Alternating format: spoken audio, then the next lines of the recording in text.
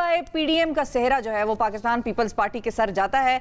इत्तेहाद में से दो जमातें इस तरह निकली जैसे जिस्म से रूह परवाज करती है। अब की बार पीडीएम का इजलास बगैर किसी हंगामा खेज ऐलान और बगैर किसी मुतासर कुन इक़दामात के इख्तिताम पजीर हो गया। अब पाकिस्तान पीपल्स पार्टी को ना इजलास में बुलाया गया और ना ही शायद वो खुद जाने में इंटरेस्टेड थे और इस पर बाकायदा तौर पर कोई तबसरा भी नहीं किया गया। पाकिस्तान पीपल्स पार्टी से राह जुदा होने की वजह से उनका जारहाना सियासत की तरफ माइल ना होना वजह बताया जाता है, लेकिन अब उनकी जो एक एका हो रहा है एएनपी यानी कि अवामी नेशनल पार्टी के साथ, क्या वो पीडीएम की जगह ले लेगा और क्या वो उस तरह की ऑपोजिशन करेगा जो पीडीएम की 11 जमातें मिलकर नहीं कर पाई और हुकूमत को टफ टाइम दे पाएंगी या नहीं, या पीडीएम के साथ ही पीपल्स पार्टी और एएनपी का भी जो वो एका है वो भी बस हवा ही हो जाएगा। इस पर हम बात करेंगे। हमारे साथ पाकिस्तान पीपल्स पार्टी के सीनियर रहनुमा फैसल करीम कुंडी साहब भी मौजूद हैं। अस्सलाम वालेकुम कुंडी साहब। वालेकुम सलाम। सर, ये एएनपी की तरफ आप लोग कैसे अचानक इतना माइल हो गए? बड़ी कुर्बतें हैं सर उधर। पहली तो आप जो इंट्रो बड़ा खतरनाक किस्म का दिया है। अच्छा। और जो है जो इल्जामात आपने हमारे ऊपर थोप सर, इल्जाम मैंने तो क्रेडिट दिया आपको। ठीक है। एएनपी देखें, पाकिस्तान पीपल्स पार्टी और एएनपी माजी में बहुत जो है एक दूसरे के मुखालिफ इलेक्शन भी लड़ी हैं और इतिहाद भी हमारा काफी आपस में रहा है। इलेक्शन के बाद हमारा ऐलान और हम तकरीबन हम ख्याल जमाते भी हैं और जो एजेंडा एएनपी का था, जो पख्तूनिस्तान का था या पख्तूनख्वा का था या बाकी इशूज़ थे, वो पीपल्स पार्टी के दौर में ही उनको सपोर्ट मिली और वो चीज़ें आपने देखे, पख्तूनख्वा का नाम और बिल्कुल बाकी चीज़ें हुई। तो हमारे एक नेचुरली अलायंस जो है हम है। और अब तो जो परसों की बात है वो तो बिलावल साहब गए थे नसीम अली साहिबा की उसके लिए अफसोस के लिए गए थे, दुआ के लिए गए थे। तो डेफिनेटली जब लीडरशिप जाती है, प्रेस टॉक भी होती है, चीज़ें होती हैं।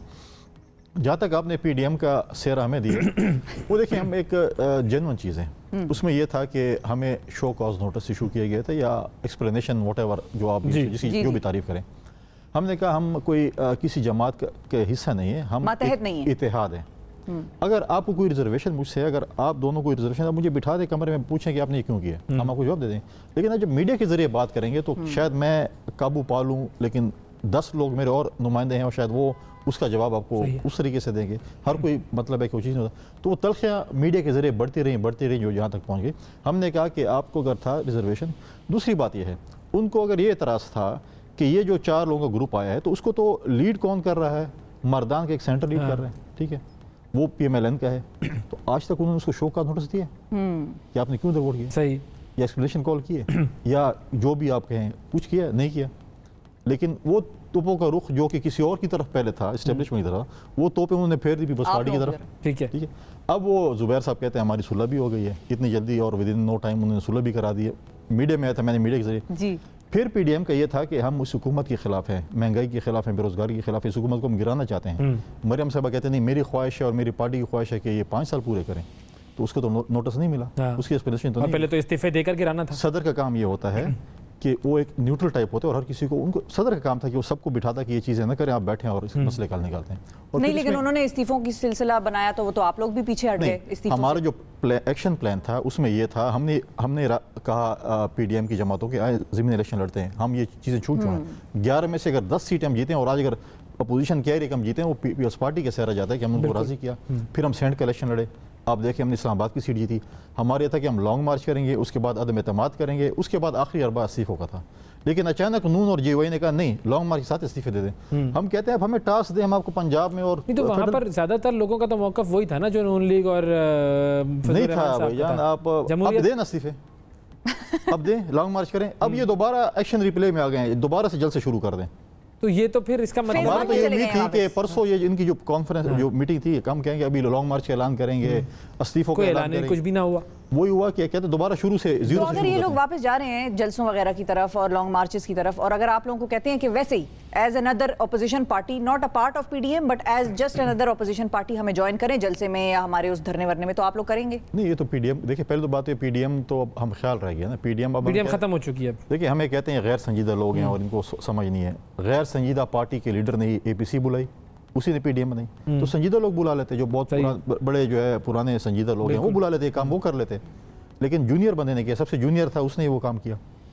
तो अब तो वो 10 पार्टियों का एक इत्तेहाद था, जैसे ARD थी, MRD थी जी। अब तो ये हम ख्याल रह गए हैं क्योंकि दो, एक वॉकआउट कर गई है पार्टी, एक रिजाइन पे है, हमने इस्तीफे दिए हुए हैं। तो ये चीज़ें जो हैं ये ऐसी मतलब है कि सियासत किसी की डिक्टेटरशिप नहीं है। फिर ये चीज़ थी कि ये रोटेशन होगी सदारत, तो मौलाना साहब मेहरबानी करें किसी और को भी जगह छोड़ देते, मतलब रोटेशन जैसे ARD में पहले होती थी, तो रिजर्वेशंस हमारी काफ़ी थी, उस पर जो है वो अभी तो तक। अब PDM का स्टेटस पीपल्स पार्टी के बगैर क्या है आप लोगों की नज़र में? हम ख्याल जमाते ही हैं, कोई उसका कोई इफेक्टिवनेस नहीं, वो अपोजिशन जमाते हैं, वो अपने लेवल पे जो भी मतलब है कि करें, लेकिन हम आज भी ऑफर करते हैं, रेशो है जो परसेंटेज है वो कम हो गई। आज भी हम ऑफर करते हैं कि आए जमहूरी तरीके से, अदम एतमाद, लोग तंग हैं इस हुकूमत से, MNAs MPs तंग हैं, गिलानी साहब की सूरत में सेंटर बनाया, लोग तंग हैं, आए अदम एतमाद की तहरीक जमहूरी तरीके से। नहीं, लेकिन उन्होंने भी तो अपना वोट ऑफ कॉन्फिडेंस ले लिया ना।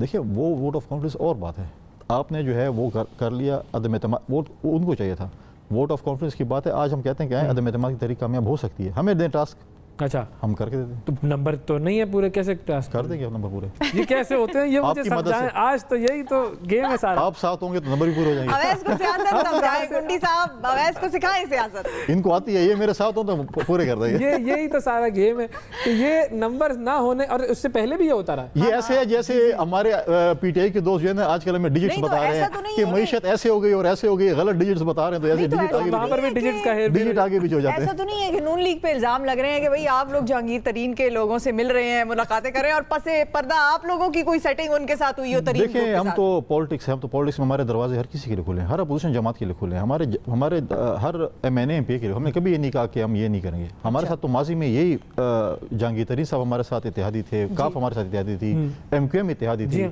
नून भी उस जमाने में इत्तेहादी थी। हमने तो कभी ये नहीं कहा कि आप ना आए और हमें आप पसंद नहीं, हमें ये, हम तो हमारे दरवाजे, कल क्या पता ये लोग सब हमारे दोबारा इत्तेहादी हों।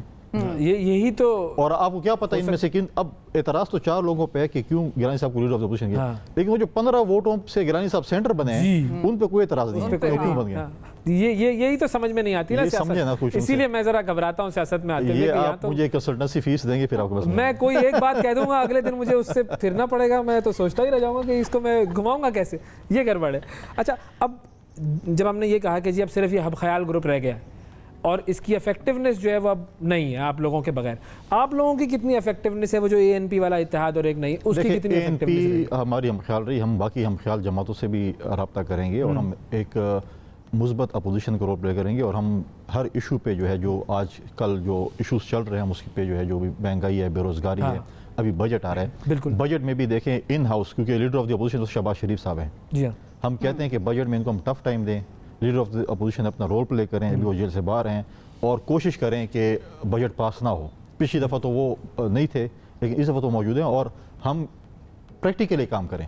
ऐसे ना हो जिस दिन वोटिंग हो मैं बहुत शोर मचाऊँ और मेरे मेंबर गैर हाजिर हैं।